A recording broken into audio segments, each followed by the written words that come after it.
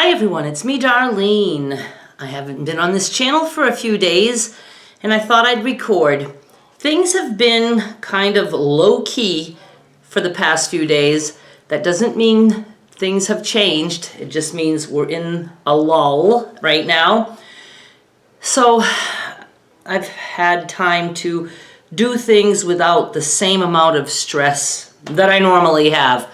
Although it's always stressful because I never know when things are going to fall apart. Like this morning, my mother was awake very early. I don't know if we woke up at the same time, but I know when I woke up, she seemed to be awake. And it was only like 7 o'clock and I really wanted to stay in bed a little longer. So that started to stress me out. So obviously I could not fall back to sleep. I was just worried that she would start calling my name or start getting upset.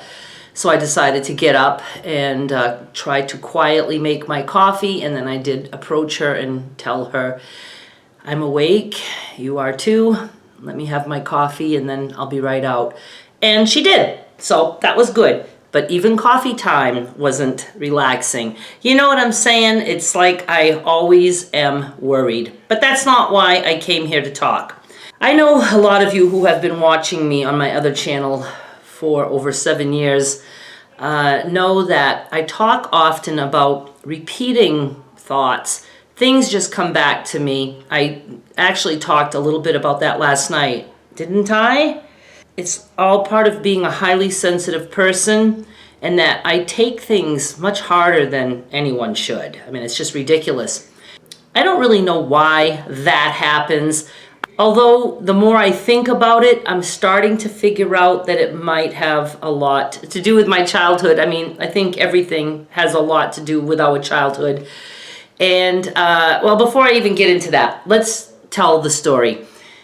1999, I was still a drinker, not that that matters, but I guess it matters in the fact that I was oblivious to my life. I had no clue that there was anything not quite right with my mother.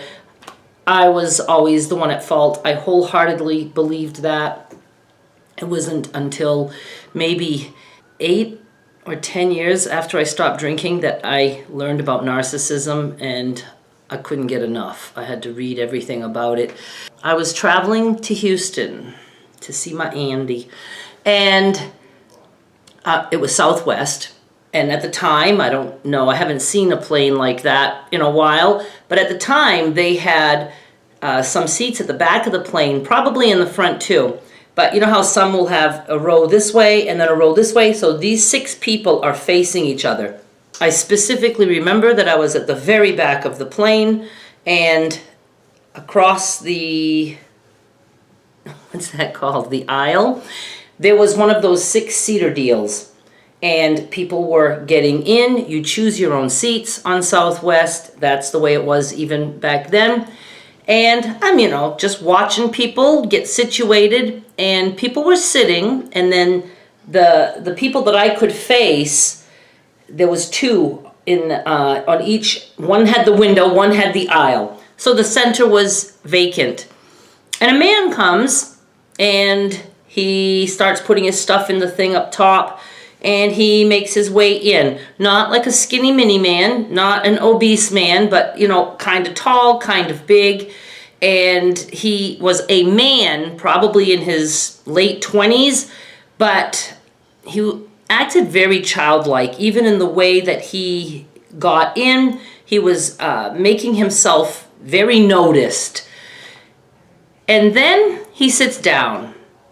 In a little bit, he pushes the call button, and he asks the flight attendant for a blanket. I don't think they provide those anymore. She goes, she finds a blanket, she gives it to him, and none of these people seemed to know each other in this 6-seater. He certainly came alone, so he doesn't know any of these people. And he starts putting the blanket, and he's like very fidgety, and all I could think is, how can he have the balls to do that? It's something I could never do. I would never be able to ask for a blanket. I'm at the other end of it. I don't want to bother anyone. I don't want to bring attention to myself. So he finally settles down with the blanket, and then he pushes the call button again, The flight attendant comes. He wants a pillow. She goes off to wherever they had pillows, and she comes back and she gives him a pillow, and she asks if there's anything else. And he says no. She takes off, and a little while after that, this is all before we even take off, he rings the fucking call button again, and this time he asks for a magazine. This whole time, the people who are sitting on each side, I couldn't see the expression of the people that were facing him because they were a little bit ahead of me, so all I see is like the backs of their seats.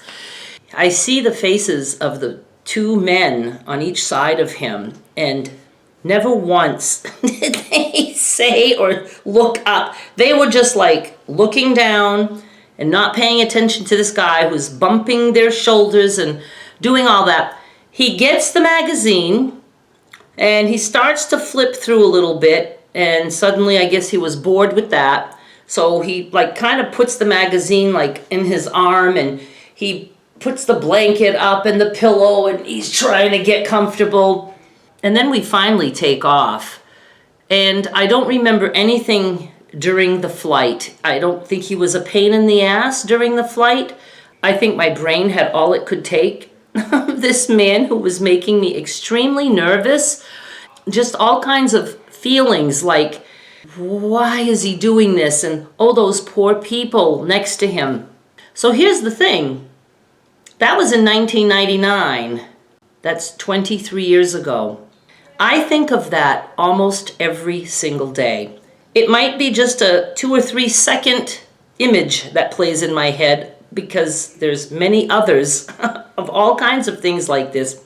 It pops into my head, and every time it does, I feel sick to my stomach for those people around that man. Now, that's not how everybody is, I'm sure. But I bet you there are some people who do have that, what I have. This inability to put things out of their brain. And even if somebody would think of something that happened in the past, they're probably not going to relive the agony. Every time I think of that, every time it pops into my head, I feel bad for the man who's acting that way. I feel bad for the people who were sitting around him. And it hurts. It hurts me. I don't understand why.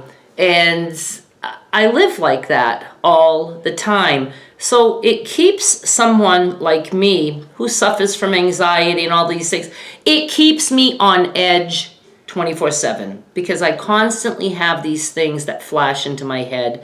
Now, not everything has a cringe effect or makes me sad. I have a lot of images that are just everyday things. Everyday things. An example could be, just me doing something as simple, or someone else doing something as simple as taking something off a windowsill. I mean, just anything. It can get stuck in my head forever. That doesn't cause me to cringe. It doesn't cause me to have pain or anguish. I don't know why something like that would play in my head repeatedly. I just don't. But things like that do all the time. This morning I woke up with the man on the plane in my head. I wake up stressed out. That's how I start my day every day. There's never like a, oh boy, that doesn't happen. The reason I get out of bed is because it's painful to stay in bed, because my mind is just going to start spinning. I have to get up, have my coffee, and start working. I need to work all day to try to block those things.